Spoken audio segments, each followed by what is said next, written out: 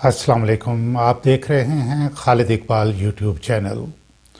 नाजरीन, 2 रोज़ कबल मौसूफ़ा पीडीएम मरहुमा हुई, यानी वफ़ात पा गई। इन्ना लिल्लाहि व इन्ना इलैहि राजिऊन। ज़ीरक सियासतदान कहलाने वाले जनाब मौलाना फजल रहमान साहब को पीडीएम में मौजूद बड़ी जमातों ने टिश्यू पेपर की तरह इस्तेमाल करके यूँ फेंका। और अब जो सिचुएशन है, ये बेहतरीन सिचुएशन है और ये सुनहरी मौका है। किसके लिए, मैं अभी आपको बताता हूँ। लेकिन पहले आप एक क्लिप देखिए कि 3 माह पहले मैंने पीडीएम के बारे में और जनाब मौलाना फजल रहमान साहब के बारे में क्या कहा था। ये क्लिप देखें। जिस इत्तेहाद में पीपल्स पार्टी जो एक नेशनल जमात है, जो कि जिसकी अब भी हुकूमत है और नेशनल लेवल पे भी हुकूमत रही, मुस्लिम लीग नवाज जिसकी के इतनी देर तक पंजाब में भी हुकूमत रही और सेंटर में भी हुकूमत रही, बलूचिस्तान में भी हुकूमत रही। तो आप ये देखें कि इतनी बड़ी नेशनल लेवल की 2 पार्टीज़ के होते हुए मौलाना फजल रहमान जो हैं वो पीडीएम के सरबराह हैं। ये भी गैर फितरी बात है। ये लोग कहते हैं कि मौलाना फजल रहमान बड़े ज़ीरक सियासतदान हैं।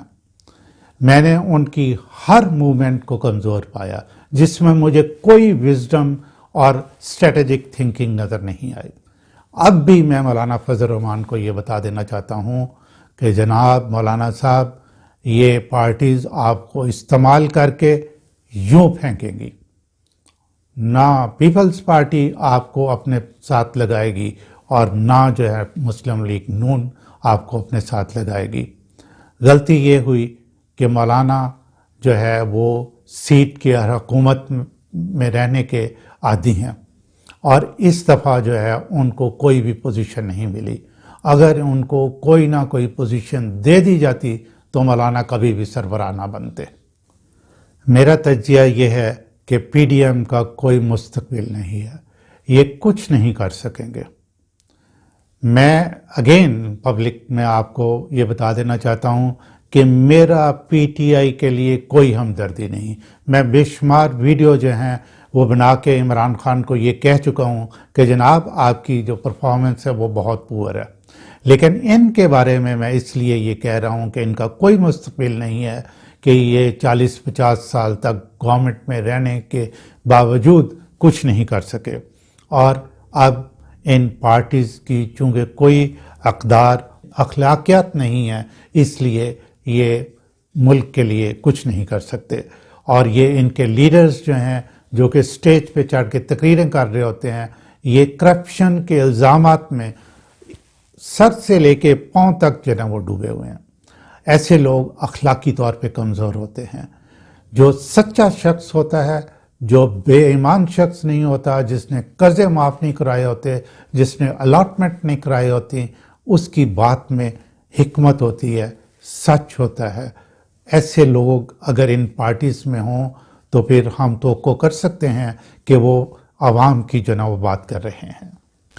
नाज़रीन, ये सियासी जमातें बिज़नेस ऑर्गेनाइजेशंस हैं, ये इंस्टीट्यूशंस नहीं हैं। इनका आवाम और मुल्क से कतन कोई ताल्लुक़ नहीं। पीडीएम में मौजूद जमातें पिछले 40-50 साल से हुकूमत में हैं। इन्होंने आवाम के लिए क्या किया है और इनका अपना कैलिबर, अखलाकी कदरें और किरदार हालिया सेनेट के इलेक्शन के बाद खुलकर सामने आया। आपने देखा कि रिंग में मौजूद पहलवानों की तरह इन्होंने खुद ही एक दूसरे को पंच मारने शुरू कर दिए। एक दूसरे को इस तरह पंच मारे कि ख़त्म करके ही छोड़ा। इनके पेड सहाफ़ी शोर मचाते रह गए, इनको बताते रह गए, लेकिन इन्होंने किसी पे कोई तवज्जो नहीं दी। पहले यूसुफ रज़ा गिलानी को नून लीग ने इलेक्शन में जितवाया, यानी कि सेनेटर बनवाया। उसके बाद पूरी कोशिश की कि चेयरमैन सेनेट ना बन सके। इसी तरह मौलाना फजल रहमान साहब के जो मेंबर थे, उनके पार्टी के मेंबर जो कि वाइस चेयरमैन के उम्मीदवार थे, उनको हराने के लिए तमाम जमातों ने पूरा जोर लगाया اور پھر آپ نے دیکھا کہ سیاستدان جو کہ سینئر سٹیزن بھی تھے، انہوں نے پارلیمنٹ سے باہر آ کے کس طریقے سے اپنے آپ کو ظاہر کیا، یعنی کہ پارلیمنٹ ہاؤس سے باہر آئے، گراؤنڈ میں کھڑے ہو کے کیا کہا، غلیظ گالیاں دیں، اور وزیر اعظم کو کہا اوئے بارن ایتھے آ، یعنی کہ وہ پارلیمنٹیرین ہے جو کہ 40-50 سال سے گورنمنٹ میں ہیں، انہوں نے اپنا آپ کس طرح عوام کو دکھایا کہ ان کا کیا کیلیبر ہے، اور یہ سارے سیاستدان مل کے ایک سین کریٹ کرنے کی کوشش کرتے رہے، لیکن اس میں ناکام رہے۔ اب آپ نے دیکھا کہ میرا جو تھیسس ہے کہ ابھی ہم پارلیمانی فارم آف جمہوریت کے قابل نہیں ہیں، وہ اور مضبوط ہوتا جا رہا ہے۔ سینٹ کے الیکشن سے لے کر پی ڈی ایم کی وفات تک جو کچھ ہوا اور جو حالات ہیں، موجودہ گورنمنٹ کے لیے بہترین سنہری موقع ہے۔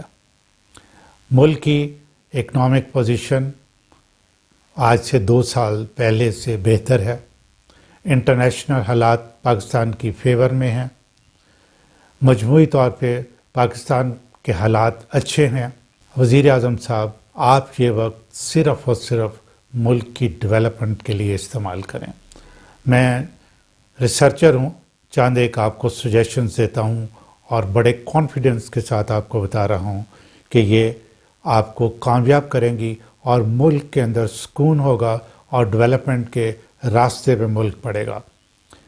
وہی 3 امپورٹنٹ باتیں جو کہ میں اپنی بہت سی ویڈیوز میں کہہ چکا ہوں: تعلیم، ایجوکیشن، صحت، اور تیسرا روزگار کے مواقع۔ ان پر عمل کرنے کے لیے آپ کو گورنمنٹ کی مشینری چاہیے، اسے ڈیولپ کریں۔ گورنمنٹ ہیومن ریسورسز میں انویسٹ کریں، کیونکہ ان لوگوں نے پرفارم کرنا ہے، اور ان کو اپنا اعتماد دیں۔ ملک ترقی کی راہ پہ گامزن ہو جائے گا۔ ایک اور سجیشن ہے کہ آپ ہر 6 ہفتوں کے بعد فیڈرل سیکرٹریز کی میٹنگ بلائیں اور ان کے لیے گول سیٹ کریں، اور یہ دیکھیں کہ ان کا جو منسٹری ہے اس کی اسٹریٹجک ویژن کیا ہے، شارٹ ٹرم گولز دیں، اور 6 ہفتوں کے بعد بلانے کے بعد ان سے آپ پرفارمنس لیں۔ میں آپ کو یقین دلاتا ہوں کہ آپ کا یہ قدم آپ کو 100% پرفارمنس دکھائے گا۔ ایک اور بات کہ ہر 3 ماہ کے بعد جو وزرائے اعلیٰ ہیں، پروونسز کے چیف منسٹرز، ان کی میٹنگ بلائیں، ان کے ساتھ چیف سیکرٹریز، آئی جیز اور گورنر کو بھی بلائیں، اور یہ انشور کریں کہ صوبے جو ہیں وہ کانسٹیٹیوشن آف پاکستان کے مطابق کام کر رہے ہیں۔ صوبوں کو اٹانومی دینے کا ہرگز یہ مطلب نہیں ہے کہ وزیر اعظم پاکستان چیف منسٹرز کو بلا کے بریفنگ نہیں لے سکتے یا پوچھ نہیں سکتے، یا یہ ان کی ڈیوٹی ہے کہ انشور کریں کہ یہ سارے لوگ جو ہیں کانسٹیٹیوشن اور پاکستان کے مطابق کام کر رہے ہیں۔ اور دوسرا یہ ہے کہ آپ کے ذہن میں ایک جو ہے ڈیولپمنٹ کی فلاسفی ہونی چاہیے، اور وہ فلاسفی یہ ہے کہ ایون ڈیولپمنٹ، یعنی کہ پاکستان کا ہر علاقہ ڈیولپ کیا جانا چاہیے۔ میں زیادہ ڈیٹیل میں نہیں جاؤں گا، یہ آپ کے لیے سنہری موقع ہے، اور یہ جو چند ایک میں نے سجیشن دی ہیں، اسپیشلی جو فیڈرل سیکرٹریز کی میٹنگ ہے اور چیف سیکرٹریز کی میٹنگز ہیں، آپ کر کے دیکھیں، اینڈ دین جو گورنمنٹ مشینری ہے اس کو اعتماد میں لیں۔ انشاءاللہ آپ ڈیولپمنٹ کے راستے پہ چل پڑیں گے۔